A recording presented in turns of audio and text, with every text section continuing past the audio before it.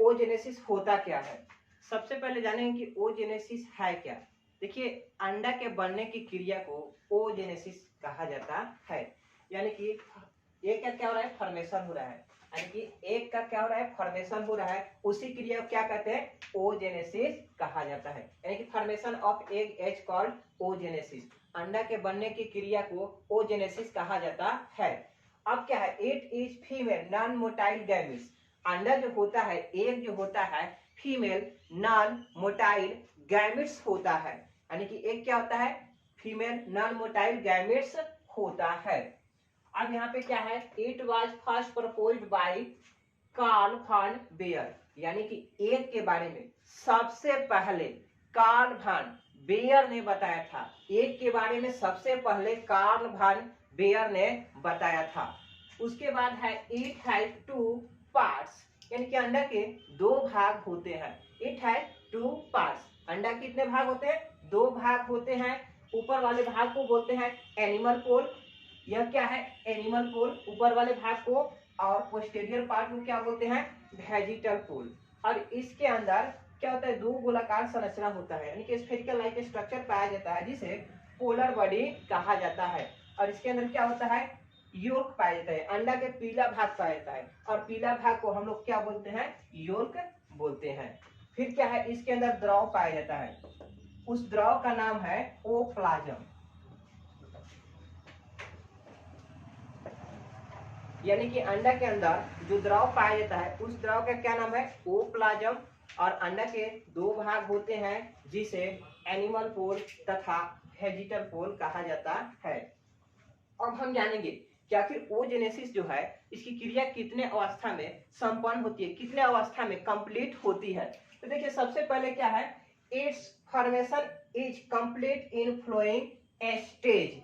यानी कि ओजेनेसिस की क्रिया निम्नलिखित अवस्था में संपन्न होती है। ओजेनेसिस की क्रिया निम्नलिखित अवस्था में संपन्न होती है। अब इसको हम फिगर देकर आपको अच्छा समझाने का प्रयास करेंगे। तो देखते हैं फिगर बनाकर ओजेनेसिस होता क्या है। सबसे पहले हम समझेंगे कि आखिर ओजेनेसिस है क्या।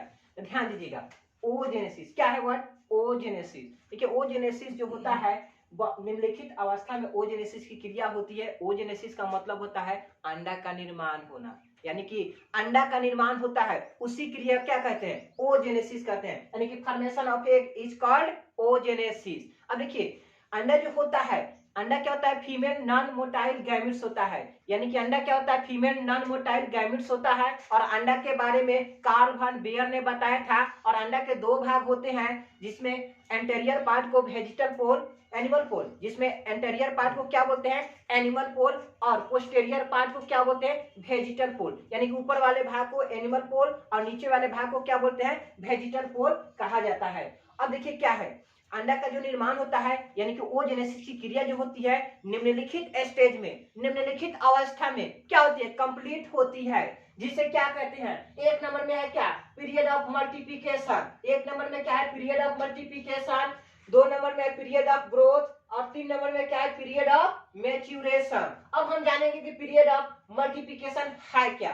पीरियड ऑफ मल्टीप्लिकेशन है क्या, हेडिंग डालेंगे पीरियड ऑफ मल्टीप्लिकेशन। उसके बाद हम लिखना चालू करेंगे कि प्राइमरी जर्म सेल में क्या होती है, रिपीटेड माइटोसिस सेल डिवीजन की क्रिया होती है। प्राइमरी जर्म सेल में क्या होती है, रिपीटेड माइटोसिस सेल डिवीजन की क्रिया होती है, जिसके फलस्वरूप क्या होता है, ओगोनिया का निर्माण होता है। जिसके फलस्वरूप क्या होता है, ओगोनिया का निर्माण होता है। और ओगोनिया क्या होता है, ट्वेल होता है, डिप्लॉयड होता है। ओगोनिया क्या होता है, डिप्लॉयड होता है। फिर क्या होती है, अब क्या होगा, पीरियड ऑफ ग्रोथ लिखकर हेडिंग डालेंगे। उसके बाद लिखना चालू करेंगे कि प्रत्येक ओगोनिया, जितने भी ओगोनिया है, ओगोनिया ये भी है, ये भी है, ये भी है, यानी कि प्रत्येक ओगोनिया अपने आयतन में वृद्धि करके आकार में क्या हुआ है, बड़ा हो गया है, जिसे क्या कहते हैं, प्राइमरी ओसाइट्स कहते हैं। जिसे क्या कहते हैं, प्राइमरी ओसाइट्स कहते हैं। और प्राइमरी ओसाइट्स भी क्या होता है, ट्वेल होता है, यानी कि डिप्लॉयड होता है। यह भी क्या होता है, ट्वेल होता है, यानी कि डिप्लॉयड होता है। उसके बाद क्या है, period of maturation. 3 number last number, period of maturation. Period of maturation होता क्या है? तो सबसे पहले हम जानेंगे प्राइमरी ओसाइट्स में क्या होती है? मियोसिस सेल डिवीजन यानी कि इसमें क्या हो रही है? मियोसिस सेल डिवीजन प्रथम की क्रिया होती है, यानी कि प्राइमरी ओसाइट्स में क्या हो रही है? मियोसिस सेल डिवीजन प्रथम की क्रिया हो रही है, जिसके फलस्वरूप दो असमान कोशिका का निर्माण होता है, जिसमें दो असमान कोशिका का निर्माण हुआ है। देखिए यहाँ पे क्या है, इसमें क्या हुआ है? प्राइमरी ओसाइट्स में क्या हुआ है? मियोसिस सेल डिवीजन प्रथम की क्रिया हुआ है, जिसके फलस्वरूप दो असमान कोशिका का निर्माण हुआ है, जिसमें छोटा सेल को यानी कि स्मॉल सेल को पोलर बॉडी कहा जाता है। स्मॉल सेल को क्या कहता है? पोलर बॉडी कहा जाता है। और लार्ज सेल यानी कि लार्ज कोशिका को, बड़ा कोशिका को सेकेंडरी ओसाइट्स कहा जाता है। बड़ा कोशिका को सेकेंडरी ओसाइट्स कहा जाता है। पुनः सेकेंडरी ओसाइट्स में फिर क्या हो रही है? देखिए यहाँ पे सेकेंडरी ओसाइट्स, इसका नाम क्या है?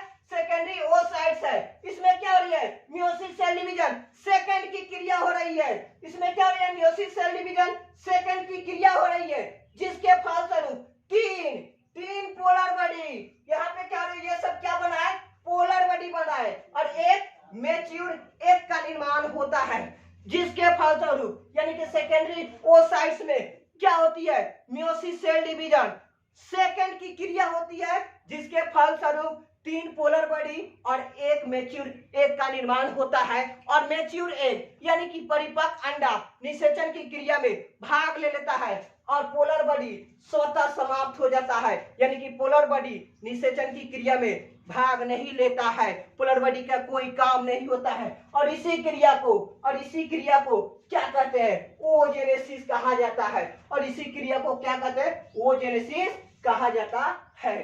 चलिए, नमस्कार।